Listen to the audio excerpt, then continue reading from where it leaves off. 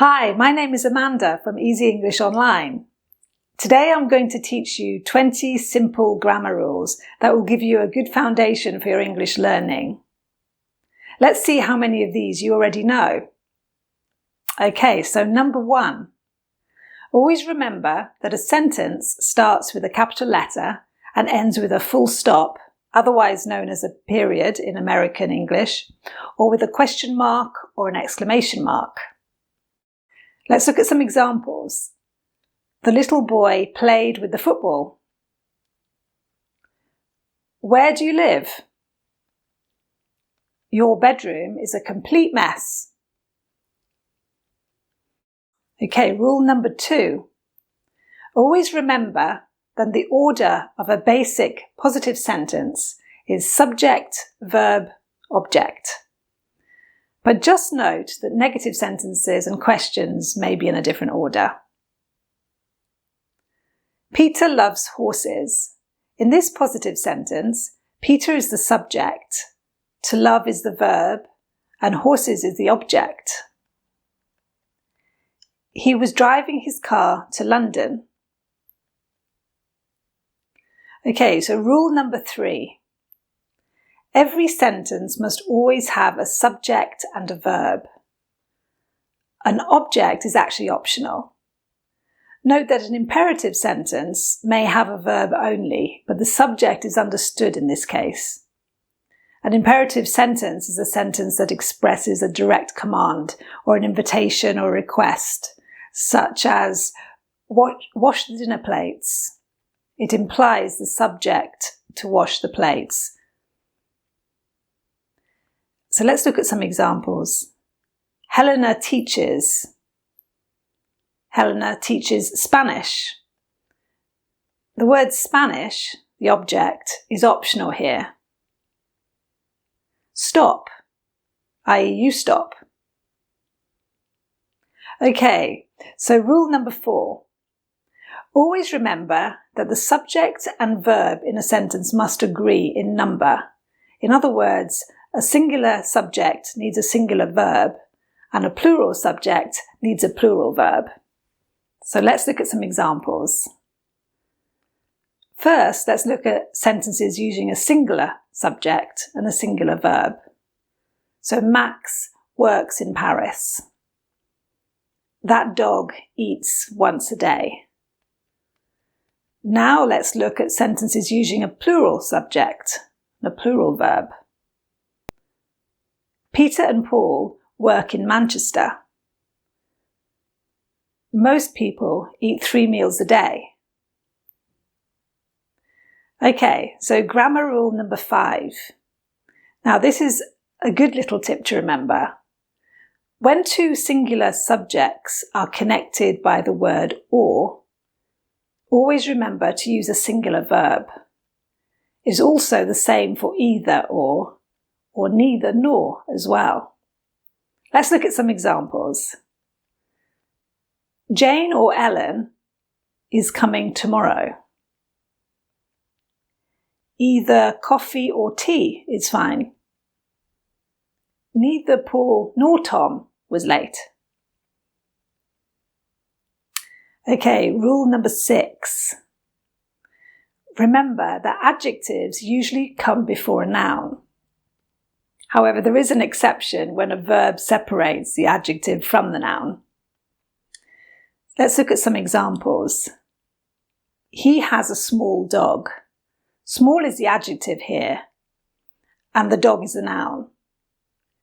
He married a handsome Spanish man. His wife is rich. In this sentence, the verb to be separates the adjective from the noun.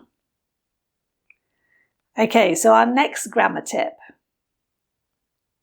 Remember that when you use 2 or more adjectives together, the usual order is the opinion adjective, and then the factual adjective, and then the noun. However, note there are some other additional rules for the order of fact adjectives. I've actually done a whole separate video on adjectives and their order, so please watch that. So let's look at some examples. I saw a nice Italian bookcase. So in this sentence, nice is the opinion adjective and Italian is the fact adjective. That was a fascinating Shakespearean play. Okay, so rule number 8, collective nouns. Collective nouns describe a group or a collection of objects, people or places. Some of them can be both singular or plural. Both are correct. The choice is up to the speaker. For example, government or family or team. So with regard to a group of individuals, like a football team, these nouns can be considered as a group of individuals. A football team has 11 individual players. So in this case, the pronoun is they, and the verb form is plural. My football team are the best. They are unbeatable. The government plan is to raise taxes. They're always doing that. My family are happy. They never have any problems. However, these same nouns can also be considered a unit. Even though they have individual parts, they can be thought of to function together in unison. In this case, the pronoun is it and the verb form is singular. For example, my football team is the best. It is unbeatable. The government plans to raise taxes. It is always doing that. My family is happy. It never has any problems. Having said all of that, there are always exceptions, so note that this is not the case for all collective nouns. Some are just always plural. For example, the police are coming. The staff are tired. Okay, so tip number 9. The words it's and its. These are actually two different words with different meanings. Its is used to say that something belongs to or refers to something. And its is a contraction of it is or it has. For instance, a car is no good without its wheels. The wheels belong to the car. He doesn't think it's a good idea to spend all his money on video games. It's here is a contraction of it is. Okay, so number 10. The words your and your. Your and your are two different words with different meanings. So your is possessive, meaning that something belongs to you or the person you're speaking to. And your is a contraction of you are. So your hair looks great today. This is possessive. You're my best friend. Here, your is a contraction of you are. You are my best friend. Okay, so now for tip number 11. The words there, and there. These are also three different words with different meanings. There refers to a place. The car is over there. There means it belongs to them. Their sweets. And there is a contraction of they are. I've actually done a separate video on this in much more detail, so take a look at that if you're interested. So look at some examples. I'm going to hide over there. I ate their chocolate. Do you think they're happy? Okay, so now for number 12. Some more contractions. Remember that the contraction he's can mean he is or he has. Similarly, she's can mean she is or she has. And its can mean it is or it has. And John's can mean John is or John has. Let's look at some examples. So he's sleeping. He is sleeping. He's started the race. He has started the race. She's there. She is there. She's eaten the cake. She has eaten the cake. John's married. John is married. Peter's left his wife.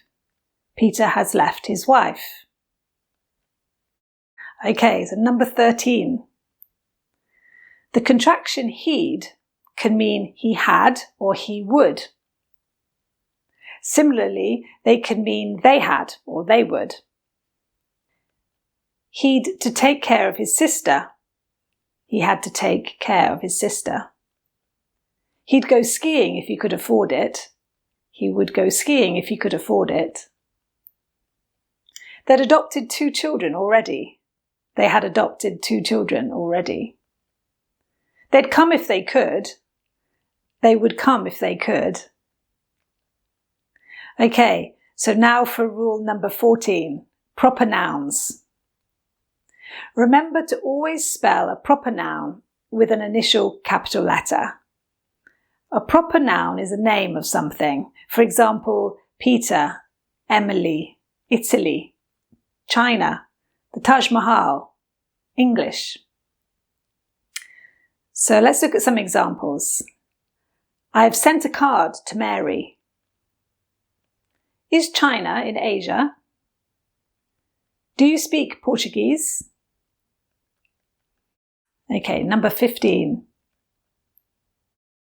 Also spell proper adjectives with an initial capital letter.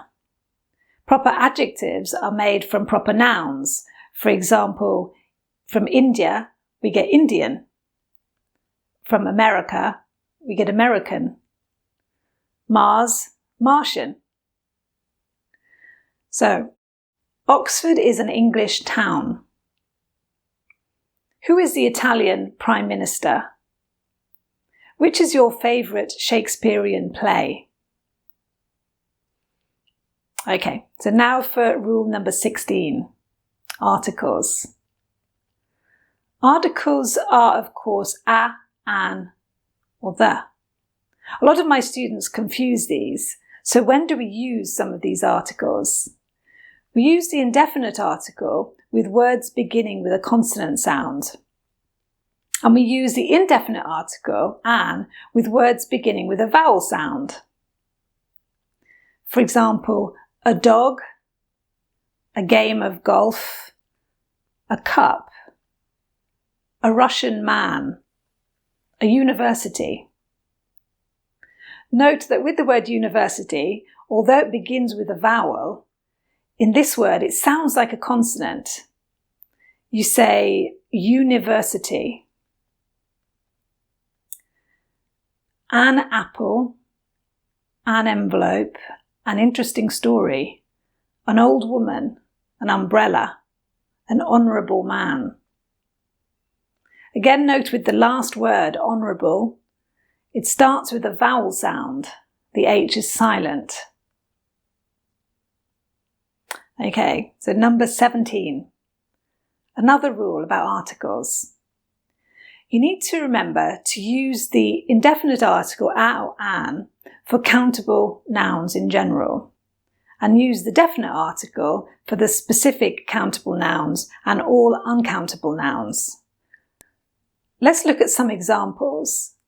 I saw a bird and a balloon in the sky. The bird was blue and the balloon was red.